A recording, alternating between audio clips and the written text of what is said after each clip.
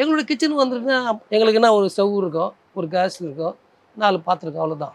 அதுவே எங்களுக்கு சமைக்கிறதுக்கு போதும். இப்போ 4 பேர் இருக்கோம். 4 பேர் அதில சமைச்சாங்கன்னா நாங்க 4 பேர் கரெக்ட்டா சாப்பிட்டு படுத்துருவோம். வீடு சின்ன வீடா இருக்கலாங்க. எல்லாருக்கும் எல்லாம் ஒரே முறை எமோஷன் தான்.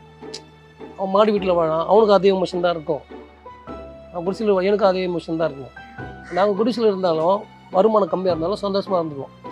எங்க வருமானத்துக்கு தகுந்த மாரி எங்க குடும்பத்த நடத்தின்னு போவோம். அது இருக்குதோ இல்லையோ அட்ஜஸ்ட் பண்ணி போவோம். பணக்காரங்க பார்த்தா பணக்காரங்க கிச்சன் எங்கே இருக்குதுன்னு தெரியாது அவங்களுக்கு.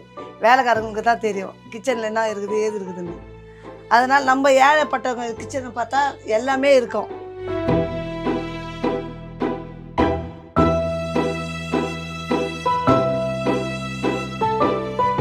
இப்போ எங்கள் பையன் இருக்கிறான், பொண்ணு இருக்குது.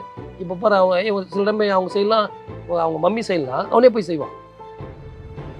ஒரு காப்பி போடுறது, அவன் காப்பி போடுவான், சமைப்பான், அவன் முட்டை இதில் தோசை போடுவான், அவன் செய்வான் கூட. விடுமா நான் பார்த்துக்கிறேன், நீ கேட்டால் செய்ய மாட்டேன் அப்படின்வான். அது மாதிரி பொண்ணு போய் செய்வோம்.